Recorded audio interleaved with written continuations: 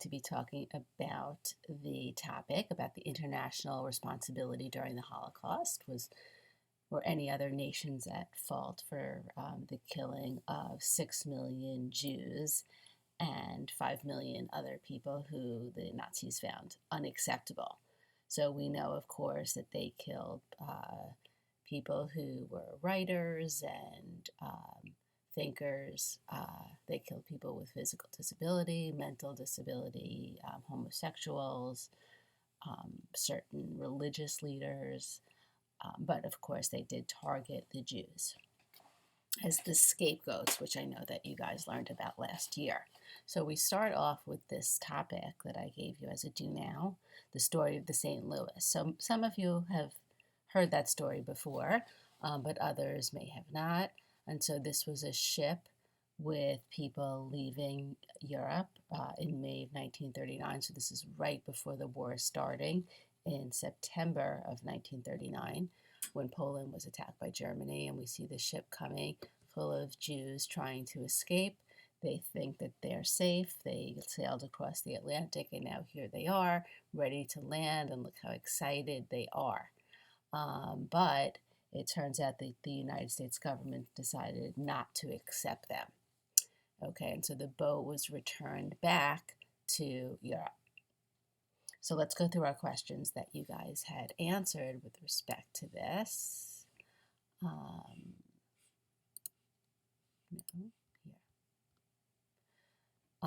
What question was being considered by the U.S. government? Well, should the United States have admitted the refugees?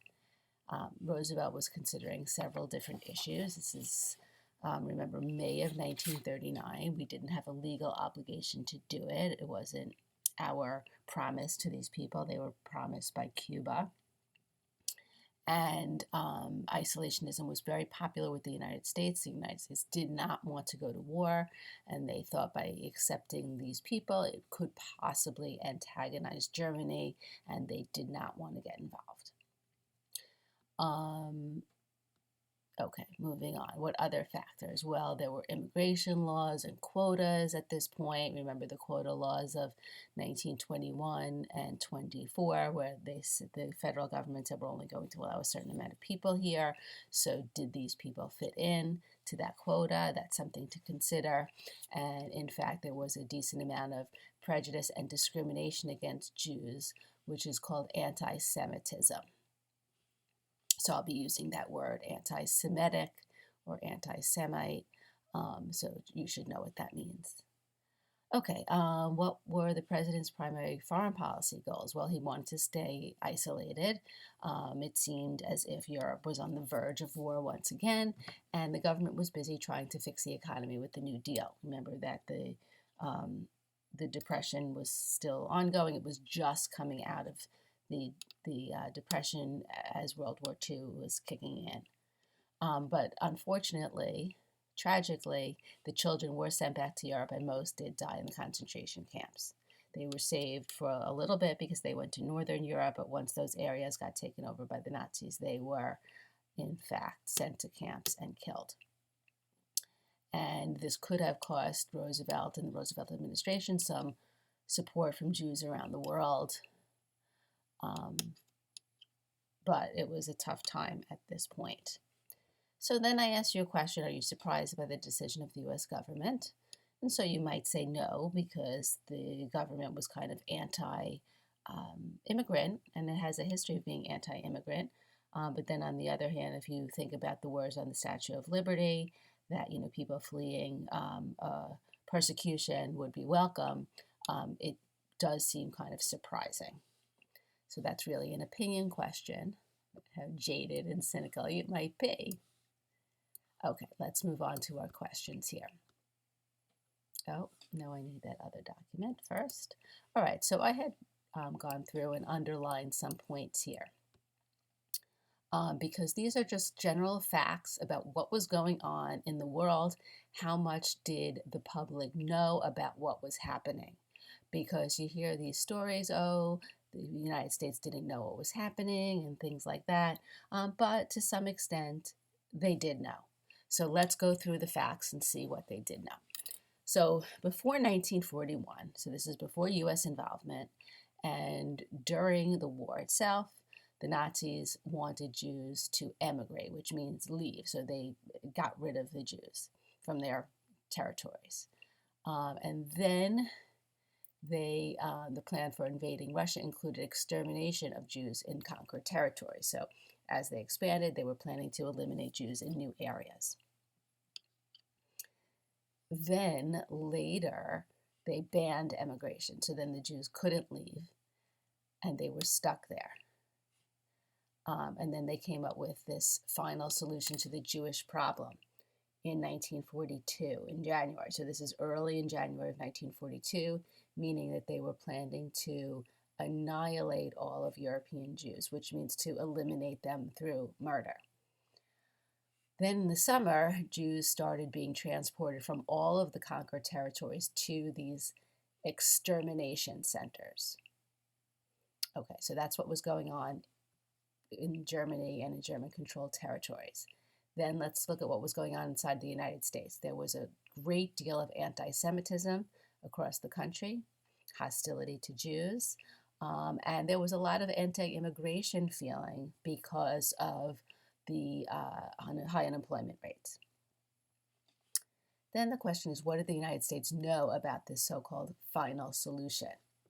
Well, the American Jewish press did report early information about persecution of Jews.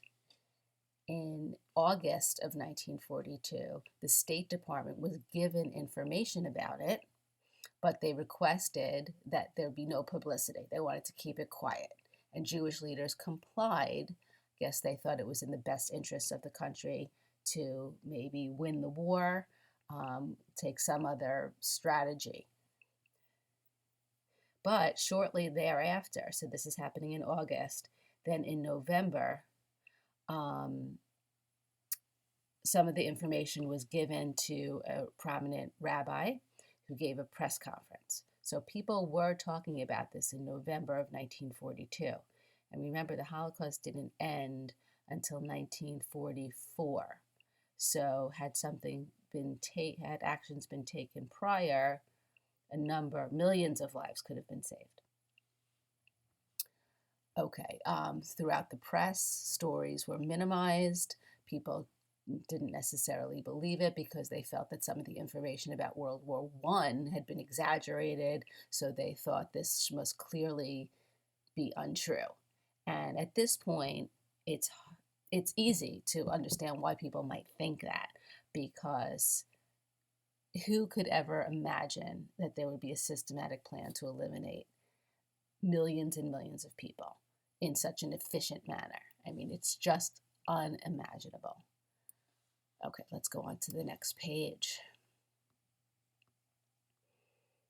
There were groups trying to get this information out to the public. Then within the United States government, what was our government doing?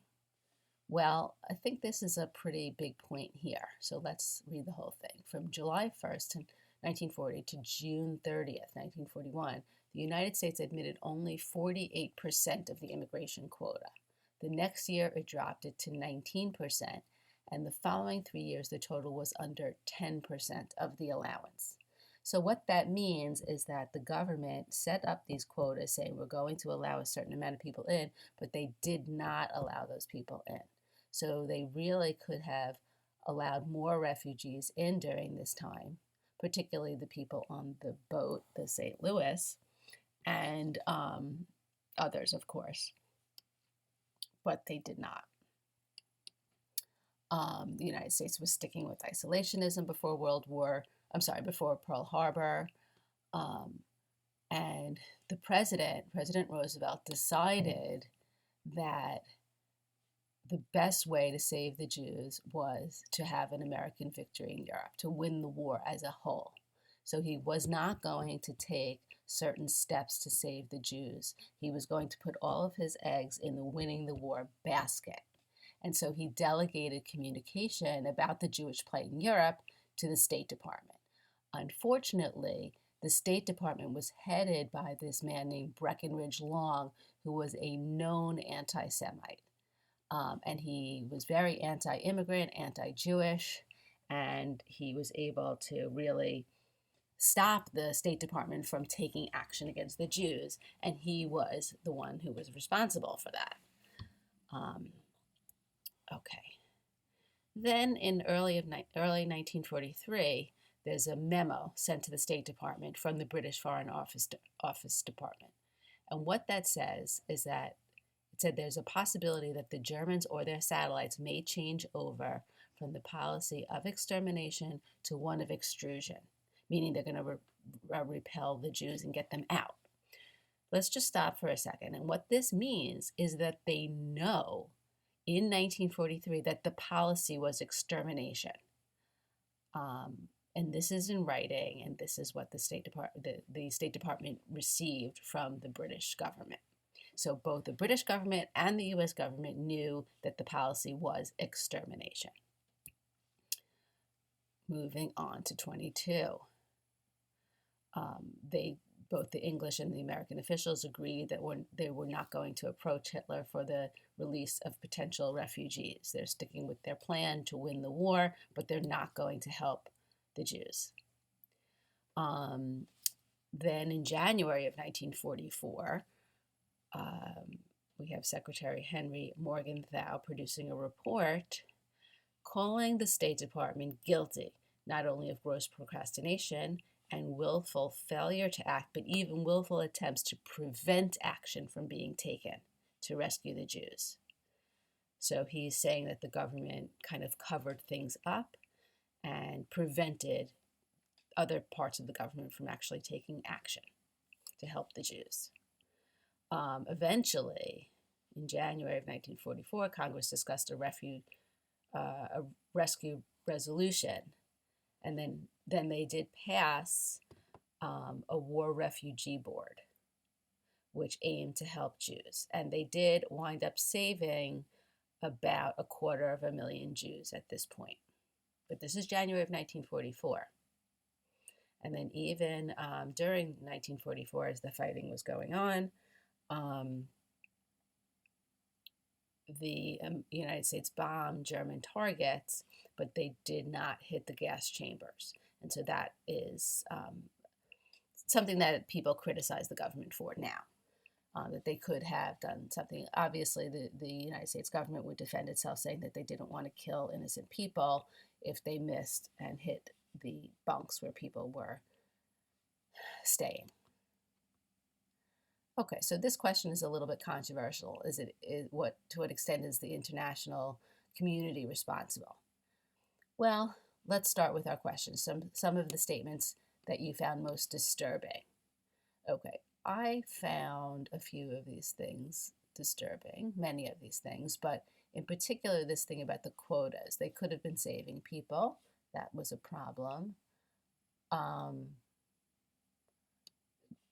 Morgenthau's report saying that the government was covering things up. The fact that both the British government and the State Department knew that their policy was extermination. So this is early in 1943. A lot of people could have been saved because as the war was ending up, supposedly the Germans increased their policy of extermination and tried to kill as many people as they could once they knew they were losing. This idea about the War Refugee Board, and they saved 250,000 people. Well, that's nice, but if they had done this earlier, they could have saved more. So, that's something that I also find a little disturbing. All right, so how did the following factors influence the U.S. policy? Well, culturally, there was a lot of anti-Semitism in the United States, but prior to the war, the United States didn't want to get involved. Economic, there was still concern over jobs. The Depression was just ending, and people were, in this mindset that jobs were scarce. And Roosevelt believed that the best shot they had to save the Jews was to win the war, so that was his strategy. Okay, and this is an opinion question, so I'm going to leave it to you. What could the United States have done? Well, also, I would like to leave that to you, but some people say, they could have bombed the train tracks on the way to the concentration camps. Maybe they could have started this War Refugee Board earlier. They could have reached out to make an effort to Hitler to try to get Jews out and to try to save them from the plan of extermination. Okay, so at this point, I think we're going to go back to our AIM response. What is the international responsibility regarding the Holocaust? And that's really an opinion. Looking forward to hearing what you have to say. Have a great day, everybody. I'm sorry this was such a dreary topic. Bye. Miss you.